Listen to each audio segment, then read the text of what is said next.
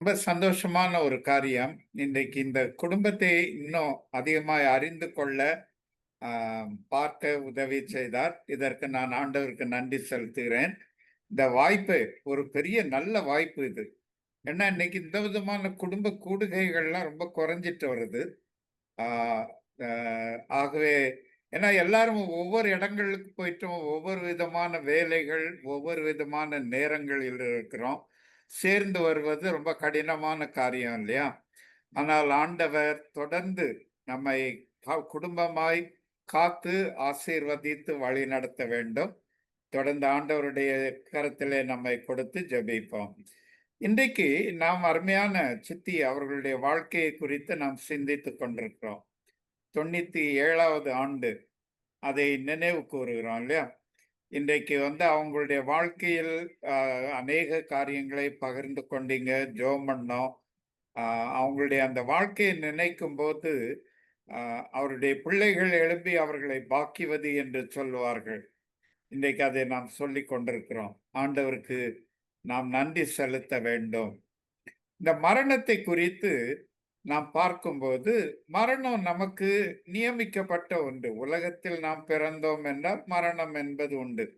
அநேக ஆண்டுகளுக்கு முன்பாக, கிட்டத்தட்ட ஒரு 35 ஆண்டுகளுக்கு முன்பாக, தியோடர் வில்லியம்ஸ் அவருடைய தாயார் மரித்தபோது, அந்த அந்த நன்றியறிதல் கூட்டத்திலே வேதநாயகம் சாஸ்திரியார் அவர்கள் பேசுவதற்காக வந்திருந்தார்கள்.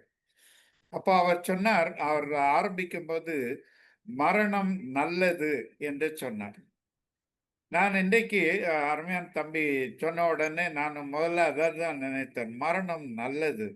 சங்கீதம் 116, 15 நாம் இப்படி பார்க்கிறோம். கர்த்தருடைய பரிசுத்தவான்களின் மரணம் அவர் பார்வைக்கு அருமையானது. தேவனுடைய பார்வைக்கு அருமையானது. இல்லையா?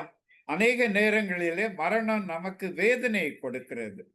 பிரிவினை என்பது ஒரு வேதனையை கொடுக்கிறது.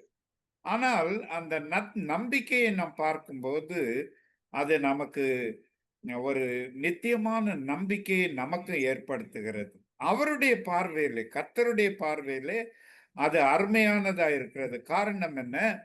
என்னை நேசித்து எனக்கு சாட்சியாய் வாழ்ந்த பிள்ளை, இப்போது என் பக்கத்திலே வந்துவிட்டது. என்னை முகமுகமாய் தரிசிப்பதற்காக வந்திருக்கிறது. இது ஒரு பெரிய சந்தோஷமான ஒரு காரியம் இல்லையா? இன்னும் இப்ப 1 தெசலோனிக்கேயர் 4வது அதிகாரத்திலே பவுலப்போஸ்தலன் இந்த உயிர்த்தெழுதலை குறித்து எழுதுகிறார். பவுலப்போஸ்தலன் 1 கொரிந்தியர் 15வது அதிகாரத்திலே விளக்கமாக உயிர்த்தெழுதலை குறித்து எழுதுகிறார். தெசலோனிக்க சபையிலே மரணத்தை குறித்து ஒரு பயம் இருந்தது. அப்போது அங்கே அந்த பயத்தை நீக்கும்படியாக பவுல் அப்போஸ்தலன் அதை தெளிவுபடுத்தி எழுதும்போது, அந்த 4வது அதிகாரத்திலே அவர் என்ன சொல்கிறார்?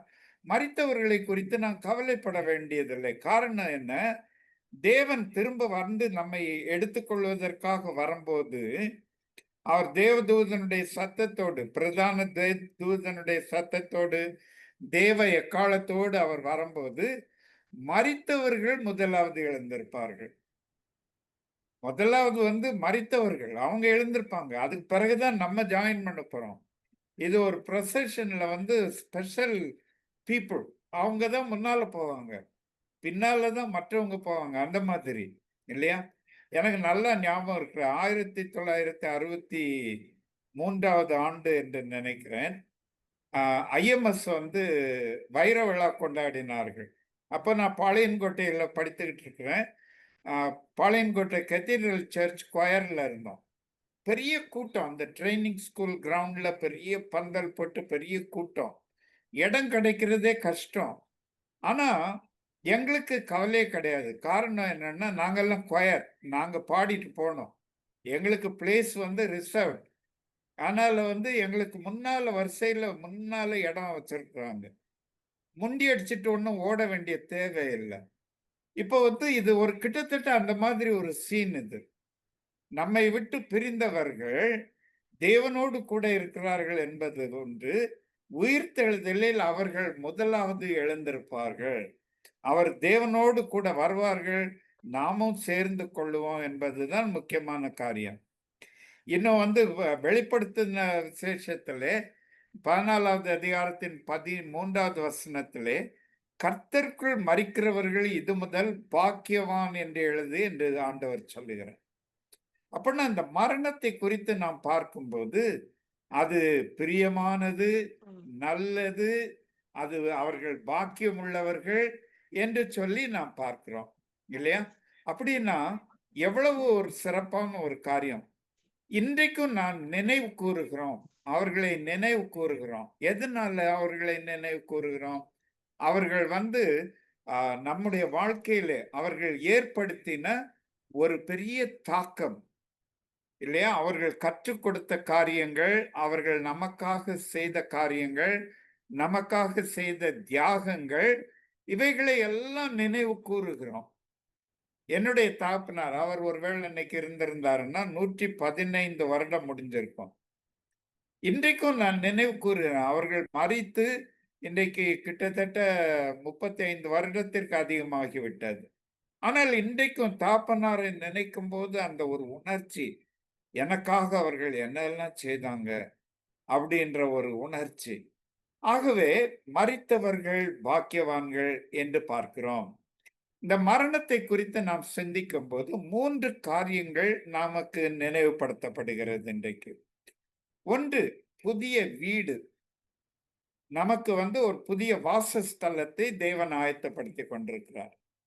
நான் மரணத்தை குறித்து கவலைப்பட வேண்டியதில்லை. காரணம் என்ன? நான் ஆண்டவருடைய பிள்ளையாக அவருடைய சித்தத்தை நிறைவேற்றி அவருக்காக நான் ஓடும்போது, என்னுடைய ஓட்டத்தை முடிக்கும்போது ஏதோ ஒரு திக்கு தெரியாத இடத்துல போகிறேன் என்பதல்ல. என்னுடைய ஓட்டம் ஒரு லக்கை நோக்கி ஓடிக்கொண்டிருக்கிறது. இயேசு கிறிஸ்து இந்த உலகத்திலே தன்னுடைய சீஷர்களோடு இருந்தபோது அவர்களுக்கு பல காரியங்களை கற்றுக் கொடுக்கிறார். அதுல முக்கியமாக அவர் கடைசியில அடிக்கடி தன்னுடைய மரணத்தை பற்றி பேசுகிறார். அது சீஷர்களுக்கு ரொம்ப பிடிக்கல. இல்ல சாமி, இது உங்களுக்கு நடக்கக்கூடாது. மத்தேயு 16வது அதிகாரத்துல உங்களுக்கு ஞாபகம் இருக்கும். பேதுரு வந்து ஒரு அறிக்கை பண்ணுகிறார், நீ தான் தேவனுடைய குமாரனாகிய கிறிஸ்துன்ட்டு.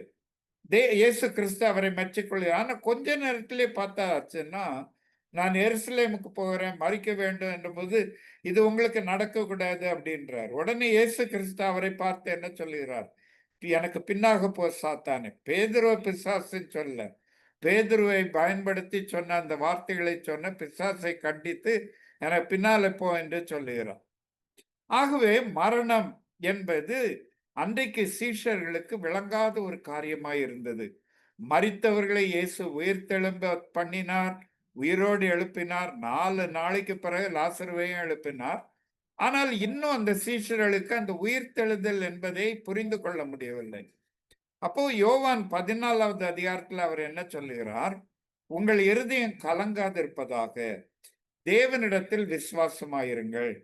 என் பிதாவின் வீட்டில் அநேக வாசஸ்தலங்கள் உண்டு. அப்படி இல்லாதிருந்தால் நான் உங்களுக்கு சொல்லி இருப்பேன். ஒரு ஸ்தலத்தை உங்களுக்காக ஆயத்தம் பண்ண போகிறேன். நான் போய் உங்களுக்காக ஸ்தலத்தை ஆயத்தம் பண்ணின பின்பு நான் இருக்கிற இடத்திலே நீங்களும் இருக்கும்படி நான் மறுபடியும் வந்து உங்களை என்னிடத்தில் சேர்த்து கொள்வேன் என்று சொல்லுகிறார். ஒரு புதிய வீடு. நம்ம வந்து ஒரு புது இடத்துக்கு போகிறோம், புதிதாக ஒரு இடத்துல வந்து தங்க வேண்டும் அப்படின்னாச்சுதுன்னா பலமான ஆயத்தங்களை செய்ய வேண்டும்.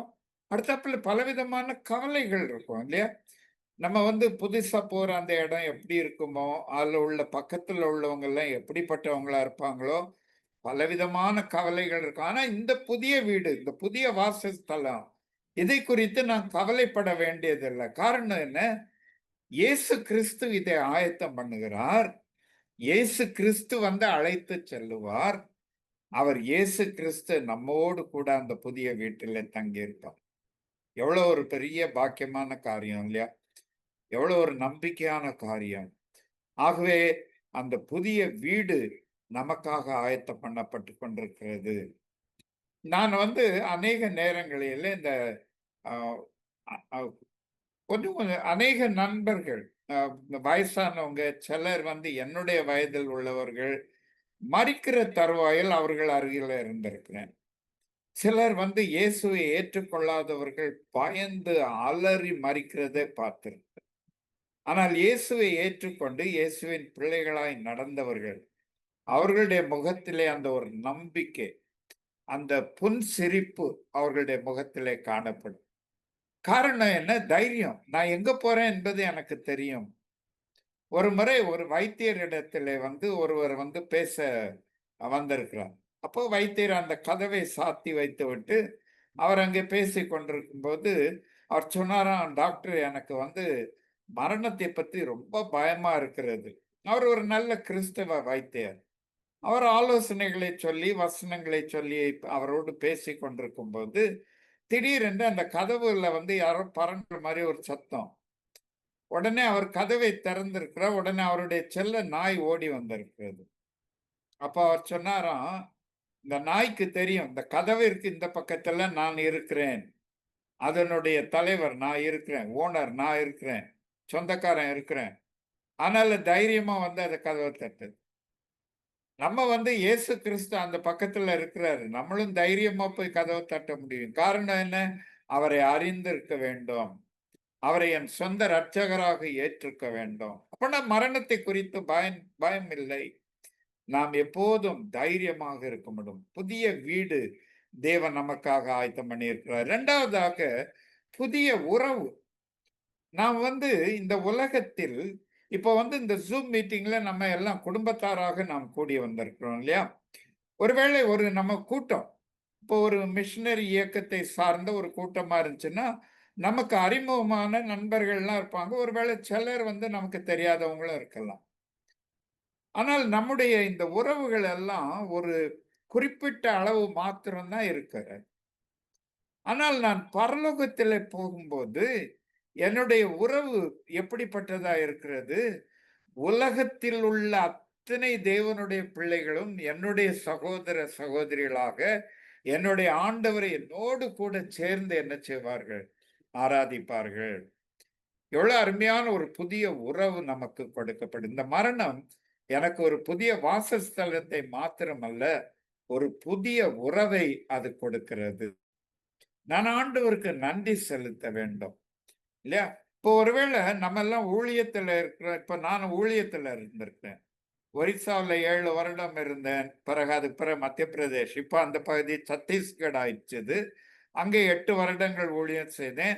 அநேக மக்கள் இயேசுவை ஏற்றுக்கொண்டு இன்னைக்கு நல்ல சபைகளாக அவர்கள் ஆராதித்துக் கொண்டிருக்கிறார்கள். ஆண்டவரை ஆராதித்துக் கொண்டிருக்கிறார்கள். இதெல்லாம் இருக்குது. அது இப்போ வந்து புதிதா வந்த விசுவாசிகளே எனக்கு தெரியாது. நான் இருக்கும்போது இருந்தவங்கள தான் தெரியும். ஆனால் மோட்சத்துல போகும்போது எல்லாரையும் நான் பார்ப்பேன். அவங்க எல்லாருமே என்னோடு கூட அவங்க ஆண்டவரை ஸ்தோத்தரித்துக்கணும். அங்க வந்து உயர்வு கிடையாது, தாழ்வு கிடையாது. பாட்டு பாடுவோம்ல, உயர்வும் இல்லை, அங்கு தாழ்வும் இல்லை. இயேசு கிறிஸ்துவுக்கு முன்னால எல்லாம் அவரால் மீட்கப்பட்ட பிள்ளைகள். அவருடைய இரத்தத்தினால் கழுவப்பட்டவர்கள். வெளிப்படுத்தின விசேஷத்தை நாம் படித்து பார்க்கும்போது, யோவானுக்கு வெளிப்படுத்தின அந்த விசேஷத்திலே அநேக அந்த மோட்சத்தின் காட்சிகள் நமக்கு கொஞ்சம் கொடுக்கப்படுகிறது. அந்த மோட்சம் எப்படி இருக்கும்? இல்லையா? நான் புதிய வீடு சொன்னேன். அதுல வெளிப்படுத்தின விசேஷத்துல அவர் சொல்றாரு, அங்க தங்கமயமான பாதை. இங்க வந்து இந்த ஒரு கிராம் தங்கத்துக்கு அடிச்சுக்கிட்டு கிடக்கிறதெல்லாம் பார்க்கிறோம். அங்க வந்து நான் நடப்பதே தங்கத்துல, தங்கமயமான பாதை. எவ்வளவு அருமையான இடம் இல்லையா? அது மாத்திரமல்ல, அதைவிட விலை மதிப்பற்ற உறவுகள் எனக்கு கிடைக்கிறது. வெளிப்படுத்தின விசேஷம் 7வது அதிகாரத்தினுடைய 13வது வசனத்திலிருந்து சில வசனங்களை வாசிக்கிறேன். அப்போது மூப்பர்களில் ஒருவன் என்னை நோக்கி, வெள்ளை அங்கிகளை தரித்திருக்கிற இவர்கள் யார்? எங்கே இருந்து வந்தார்கள் என்று கேட்டான். அதற்கு நான், ஆண்டவனே, அது உமக்கே தெரியும் என்றேன். அப்பொழுது அவன், இவர்கள் மிகுந்த உபத்திரவத்திலிருந்து வந்தவர்கள். இவர்கள் தங்கள் அங்கிகளை ஆட்டுக்குட்டியானவருடைய இரத்தத்திலே தோய்த்து வெளுத்தவர்கள். ஆனபடியால் இவர்கள் தேவனுடைய சிங்காசனத்திற்கு முன்பாக இருந்து இரவும் பகலும் அவருடைய ஆலயத்திலே அவரை சேவிக்கிறார்கள். சிங்காசனத்தின் மேல் வீற்றிருக்கிறவர் இவர்களுக்குள்ளே வாசமாயிருப்பார்.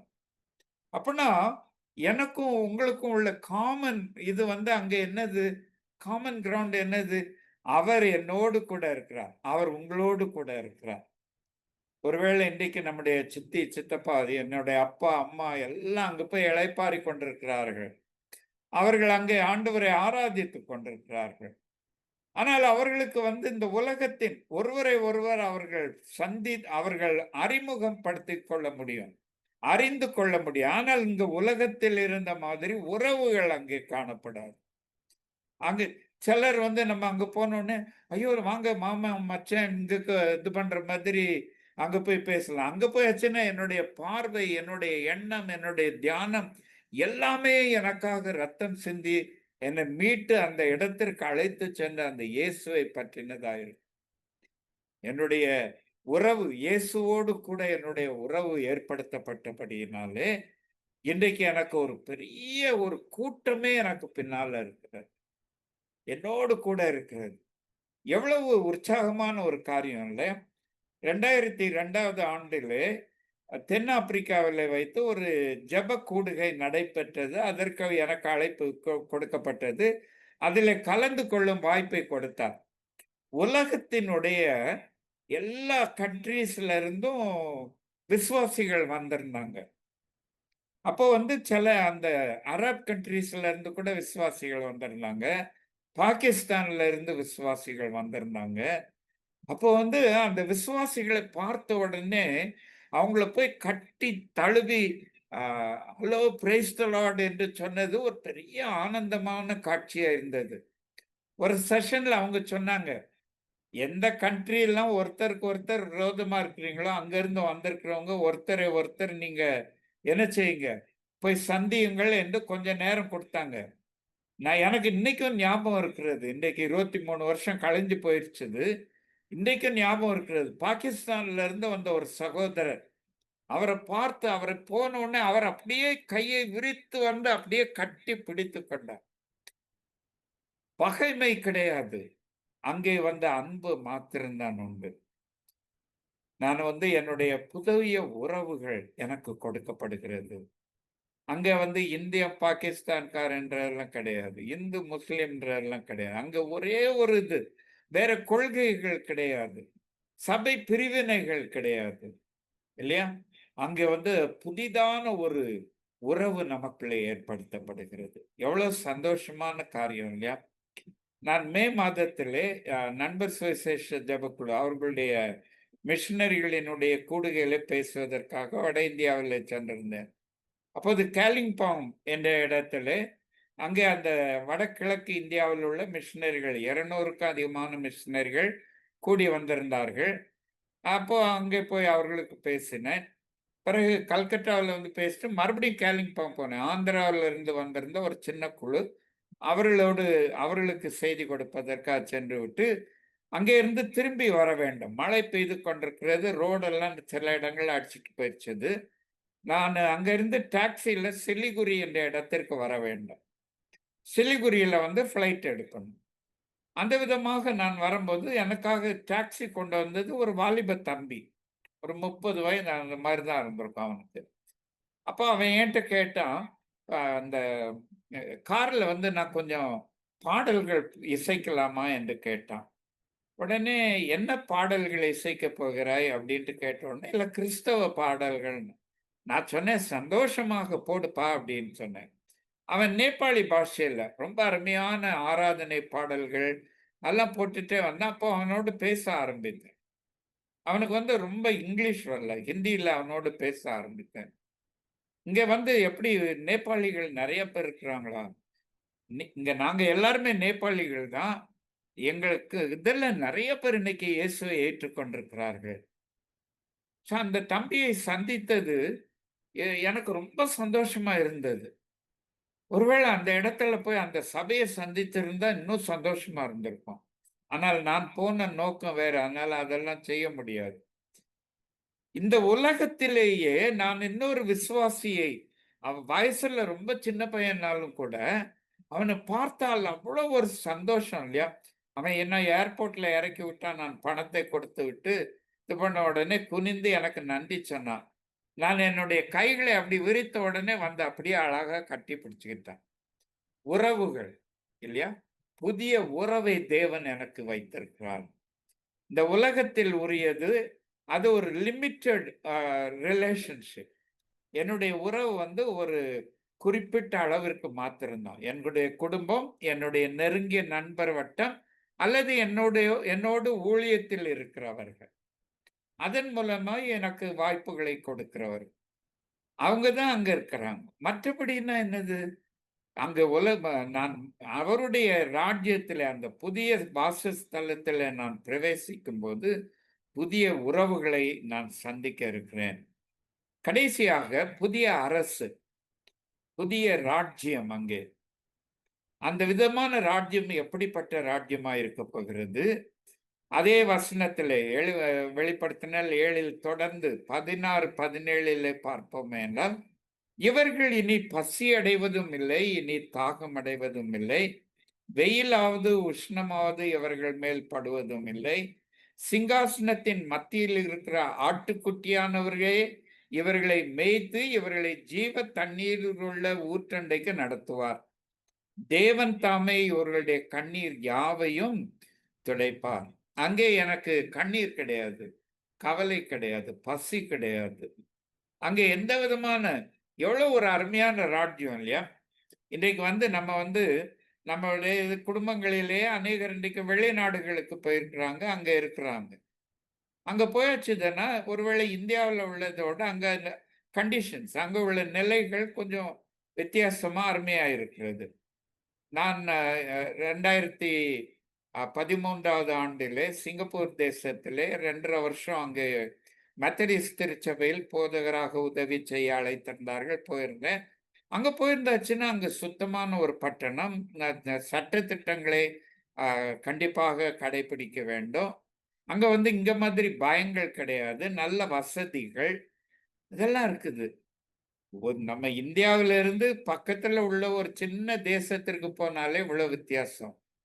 ஆனால் தேவன் எனக்காக ஆயத்தப்படுத்துகிற அந்த இடம் இருக்குது, அங்க வந்து வெயில் என்ன சேதப்படுத்தாது.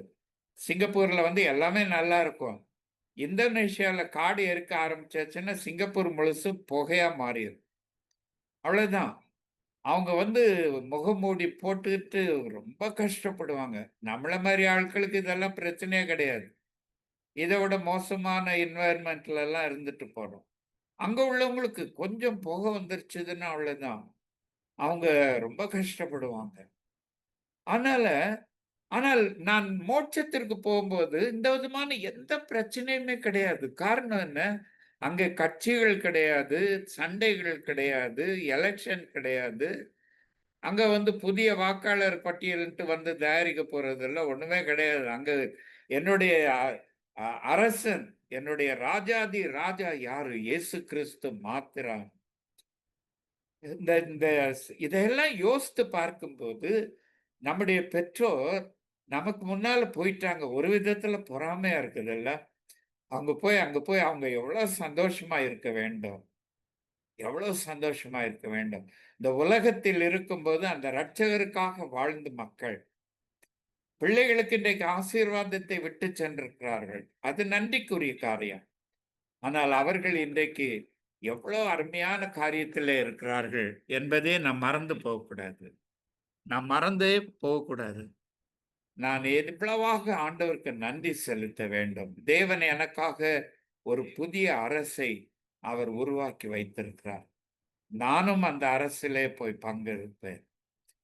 வேதத்திலே இன்னும் வெளிப்படுத்தின விசேஷத்துல பார்க்கும்போது 1000 வருஷ அரசாட்சி, இன்னும் பல காரியங்களை பார்க்கிறோம். அதெல்லாம் வந்து இறையியல் சார்ந்த காரியங்கள்.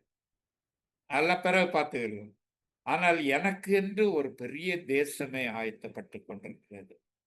அந்த தேசத்தின் தலைவர், அதற்குரிய ராஜா, எல்லா ராஜாக்களையும் அடக்கி ஆளுகிறவர்.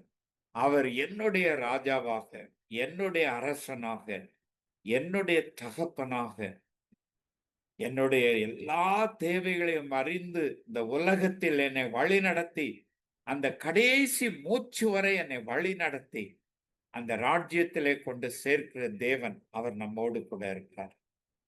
எவ்வளவு ஒரு பெரிய நம்பிக்கை இல்லையா? அதனாலதான் பவுலப்போஸ்தலன் தெசலோனிக்கர் இந்த மாதிரி நீங்க அழுதெல்லாம் கவலைப்பட வேண்டாம். காரணம் என்ன? நமக்கு ஒரு நம்பிக்கை இருக்கிறது. உயிர்த்தெழுதல் என்ற அந்த ஒரு வாசல் நமக்கு முன்பாக இருக்கிறது. அதிலே நான் செல்லும்போது எனக்கு என்னெல்லாம் வைத்திருக்கிறார் அவர்? ஒரு புதிய வாசஸ்தலம், புதிய வீடு, புதிய உறவு, புதிய அரசு, இதை எனக்காக அவர் ஆயத்தம் பண்ணி வைத்திருக்கிறார்.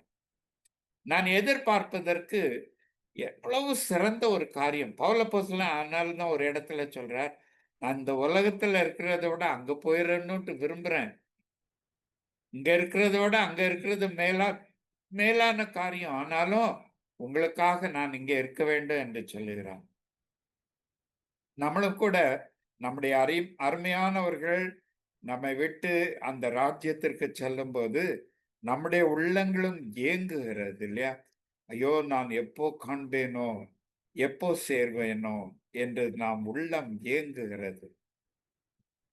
2022வது ஆண்டு டிசம்பர் மாதம் என்னுடைய மனைவி அதிக சுகவீனமாயிருந்தார். ஆம், ஏப்ரல் மாதத்திலிருந்தே ஆஸ்பத்திரி போவதும் வருவதும் பலவிதமான கஷ்டங்கள். டிசம்பர் மாதத்தில் அதிகமாக கஷ்டப்பட்டு கொண்டிருந்தார். அப்போது அவள் இங்கே உள்ள சில சகோதரிகளிடத்தில் சொல்லியிருந்தார், நான் ஆண்டவரை சந்திக்க ஆயத்தமாயிருக்கிறேன். இந்த உலகத்தின் வேதனையிலிருந்து விடுபட விரும்புகிறேன். நான் ஆண்டவரோடு போய் சேர விரும்புகிறேன். நான் ஆயத்தமாயிருக்கிறேன் என்று சொல்லி கடைசியில 3 நாள் அவளால் பேச முடியவில்லை. உணர்வுகள் கிடையாது. பலவிதமான மருத்துவ உதவிகளை அளித்து பார்த்தோம். ஆனால் கிறிஸ்துமஸ் அன்னைக்கு அதிகாலையிலே அவள் தான் நேசித்த அந்த நேசர் அவருடைய இடத்திற்கு போய் சேர்ந்தார். அப்போ அவள் மரித்த உடனே கவலைகள் இருந்தது, கண்ணீர் இருந்தது. பிள்ளைகள் கூட இருந்தார்கள். என் மகன் பெங்களூர்ல இருந்து வந்துட்டான். அவன் மகள் கூட இருந்தான். கவலைகள் நிச்சயமாய் உண்டு. உலகத்தில் உள்ள பிரிவினை கண்ணீரையும் கவலையும் கொண்டு வருகிறது. ஏனென்றால் உலகத்தில் உள்ள நம்முடைய அந்த ஒன்றாக வாழ்ந்த நாட்கள் அது பல உறவுகளை நெருக்கங்களை ஏற்படுத்தி இருக்கிறது. ஆனால் அது எனக்கு நம்பிக்கை இல்லாமல் மாற்ற முடியாது. எனக்கு ஒரு புதிய நம்பிக்கை. இன்று நான் ஊழியத்திற்காக ஓடிக்கொண்டிருக்கிறேன். பல இடங்களுக்கு போகிறேன், பிரயாணம் பண்ணுகிறேன். பல இடங்களிலே தேவன் ஊழிய வாய்ப்புகளை கொடுக்கிறார். இதெல்லாம் ரொம்ப சந்தோஷம். ஆனாலும் என்னுடைய ஒரே ஏக்கம் என்னது, 76 வயசு ஆயிடுச்சுது. எப்போ காண்பேனோ, என் நேசரை எப்போ காண்பேன்? அங்க போய் என்னுடைய மனைவி, அவளை பார்ப்பேன் என்பதல்ல. அதை விட முக்கியம், என்னுடைய நேசரை பார்ப்பேன். எனக்காக தன்னுடைய ரத்தத்தையே சிந்தி, எனக்காக சிலுவையில் தன்னுடைய கடைசி சொட்டு ரத்தம் வரைக்கும் சிந்தி, அவர் உயிர்த்தெழுந்து இன்றைக்கும் அவர் ஜீவனுள்ளவராய் இருக்கிறார். அவருக்கு புதிய விதமான நம்பிக்கை கொடுக்கிறார். இன்றைக்கு ஒருவேளை நம்முடைய அருமையான பெற்றோர் அவர்கள் தேவனுடைய சந்நிதியில இளைப்பாரி தேவனை ஆராதித்துக் கொண்டிருக்கும் போது இந்த உலகத்தில் இருக்கிற நாமும் நம்முடைய ஓட்டத்தை அவர்களைப் போல ஓடி முடிப்போம். நம்பிக்கையை காத்துக்கொள்வோம். பவுலப்போஸ்தலனோடு சேர்ந்து 2 தீமோத்தேயு 4வது அதிகாரத்தில் அவர் சொல்லுகிறது போல நாமும் தைரியமாய் சொல்ல வேண்டும். நல்ல போராட்டத்தை போராடினேன், ஓட்டத்தை முடித்தேன், விசுவாசத்தை காத்து கொண்டேன். இன்றைக்கு விசுவாசத்தை இழந்து போகிற அநேக மக்கள் இருக்கிறார்கள். தவறான போதனைகள், தவறான காரியங்கள், அதை பின்பற்றி விசுவாசத்தை இழந்து போகிறவர்கள் அநேகர் காணப்படுகிறார்கள். நாம் அந்த விதமாக இல்லாதபடி வேதத்தின் வழியிலே நடந்து அவருடைய ஊழியத்தை தாங்கி அவருடைய ஊழியத்திலே ஈடுபட்டு ஒரு சில ஆத்துமாக்களையாவது அவருடைய ராஜ்யத்திலே கொண்டு சேர்க்கவும், நம்முடைய ஓட்டத்தையும் வெற்றியோடு ஓடி முடித்து நம்முடைய முன்னோர்கள் சென்றிருக்கிற அந்த பரம ராஜ்யத்திலே நாமும் போய் சேர்ந்து அந்த ஆண்டவரை துதிக்க ஆராதிக்க ஆண்டவர் நமக்கு கிருபைகளை கொடுக்க வேண்டும். என்னை கேட்டுக்கொண்டிருக்கிற அருமையான குடும்பத்தின் பிள்ளைகளே, தேவன் இம்மட்டுமாய் ஆசீர்வதித்து அவர் நமக்கு சமாதானத்தை தந்து வழி நடத்தி இருக்கிறார், வழி நடத்தி கொண்டிருக்கிறார். கடைசி வரை அவர் வழி நடத்துவார். பவுலப்போஸ்தலன் சொல்லுகிறார் இல்லையா, நான் நம்பி இருக்கிறவர் இன்னார் என்று அறிவேன். நான் அவருடைய கையில கொடுத்தது அந்த நாள் வரைக்கும், அந்த கடைசி நாள் வரை அவர் காத்துக்கொள்ள வல்லவராய் இருக்கிறார். அந்த விதமான ஆண்டவர் நம்முடைய தேவனாய் இருக்கிறபடினாலே தொடர்ந்து அந்த நம்பிக்கையிலே நாம் தொடர்ந்து ஓடுவோம். நம்முடைய ஓட்டத்தையும் அவருக்கு சித்தமான நாளிலே வெற்றியோடு ஓடி முடிப்போம். அவர் வைத்திருக்கிற அந்த பரிசு பொருளை, பந்தய பரிசு பொருளை நாமும் சென்று பெற்றுக்கொள்வோம். அந்த புதிய வீட்டிலே புதிய உறவுகளோடு நம்ம புதிய அந்த ராஜ்யத்திலே சேர்ந்து அவரை மைமைப்படுத்துவோம். மறுபடியுமாக இந்த வாய்ப்பினை கொடுத்த அருமையான தம்பிக்கு நன்றி சொல்கிறேன். ஆண்டவருக்கு நன்றி செலுத்துகிறேன். தேவன் நம்ம ஒவ்வொருவரையும் ஆசீர்வதித்து கடைசி வரை வெற்றியாய் ஓடி முடிக்க நமக்கு உதவி செய்வாராக. ஆமேன்.